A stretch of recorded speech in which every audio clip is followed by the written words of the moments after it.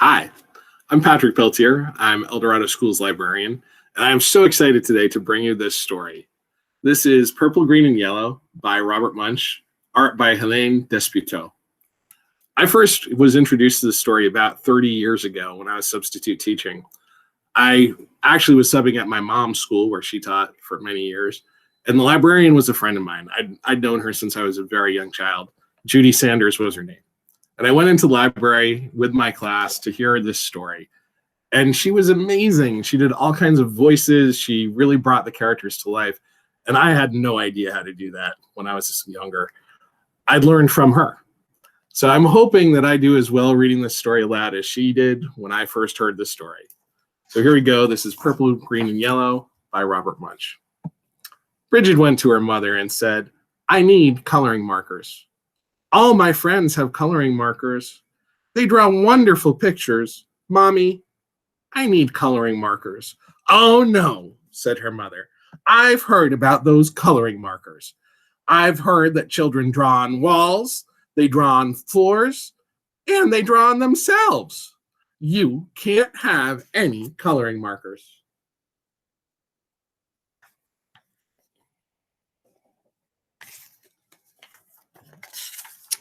"Well," said Brigid, "there are these new coloring markers. They wash off with just water. I can't get into any trouble with those coloring markers. Get me some of those." "Well," said her mother, "all right." So her mother went out and got Brigid 500 washable coloring markers. Brigid went up to her room and drew wonderful pictures. She drew lemons that were yellower than lemons, and roses that were redder than roses, and oranges that were oranger than oranges.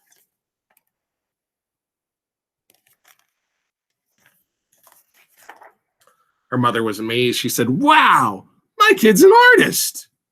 But after a week, Brigid got bored. She went to her mother and said, "Mom, did I draw on the wall?" "No," said her mother. "Did I draw on the floor?" "No," said her mother. "Did I draw on myself?" "No," said her mother. "Well," said Brigid, "I didn't get into any trouble, and I need some new coloring markers. All my friends have them. Mommy, there are coloring markers that smell. They have ones that smell like roses and lemons and oranges, and even ones that smell like cowplops. Mom, they have coloring markers that smell like anything you want. Mom, I need those coloring markers." Her mother went out and got Brigid 500 coloring markers that smell.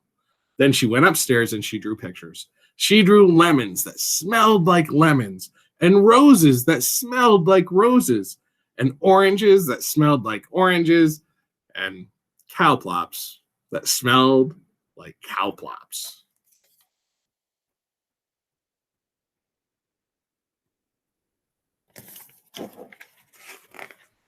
Her mother said, "Wow, my kid's an artist." But after a week, Bridget got bored. She said, "Mom, did I draw on the floor?"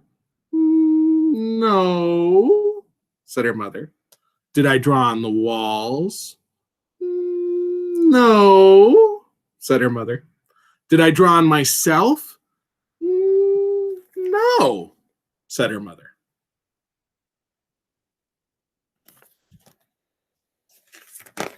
"Well," said Bridget, "I need some new coloring markers. These are the best kind. All my friends have them.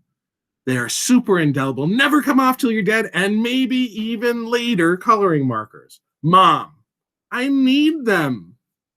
So her mother went out and got Bridget 500 super indelible, never come off till you're dead, and maybe even later coloring markers.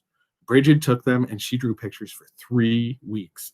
She drew lemons that looked better than lemons, and roses that looked better than roses, and oranges that look better than oranges, and sunsets that look better than sunsets.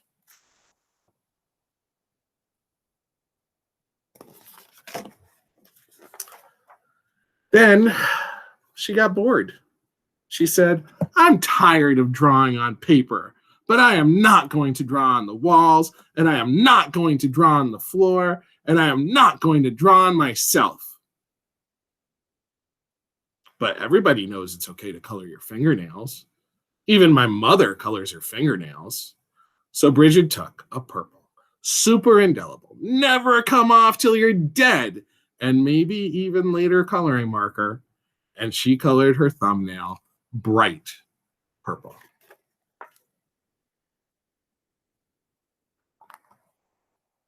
And that was so pretty, she colored all her fingernails purple, black and yellow.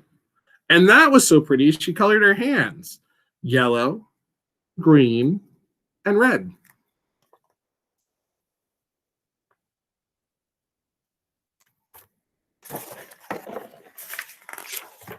And that was so pretty, she colored her face purple, green, yellow, and blue. And that was so pretty, she colored her belly button blue. And that was so pretty, she colored herself all sorts of colors, almost entirely all over.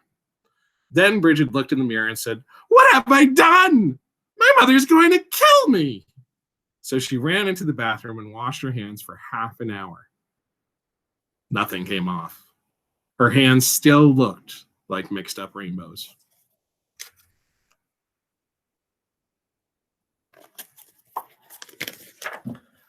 Then she had a wonderful idea.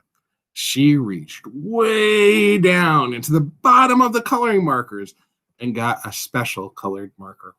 It was the same color she was. She took that marker and colored herself all over until she was her regular color again. In fact, she looked even better than before.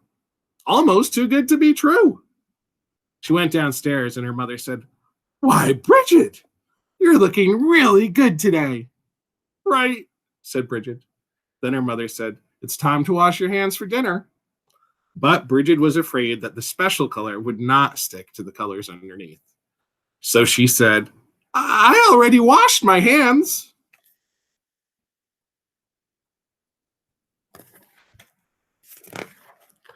But her mother smelled her hands and said, no soap. She took Brigid into the bathroom and washed her hands and face. All that special color came off, and Brigid looked like mixed up rainbows. Oh no, said her mother. Brigid, did you color yourself with the coloring markers that wash off? No. Brigid, did you color your hands with the coloring markers that smell? No. Did you use the super indelible, never come off till you're dead, and maybe even later coloring markers? Yes. Yikes, yelled her mother.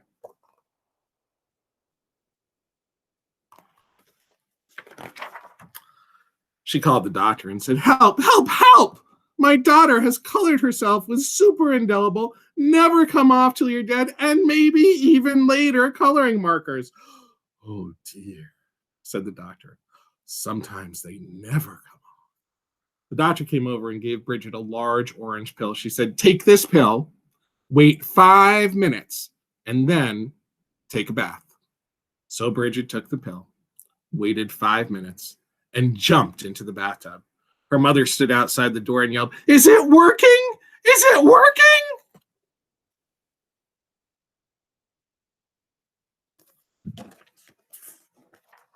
Yes, said Brigid. Everything is coming off. And Brigid was right. Everything had come off. When Brigid went out of the bathroom, she was invisible. Oh no, yelled her mother. You can't go to school if you're invisible. You can't go to university if you're invisible. You'll never get a job if you're invisible. Brigid, you've wrecked your life.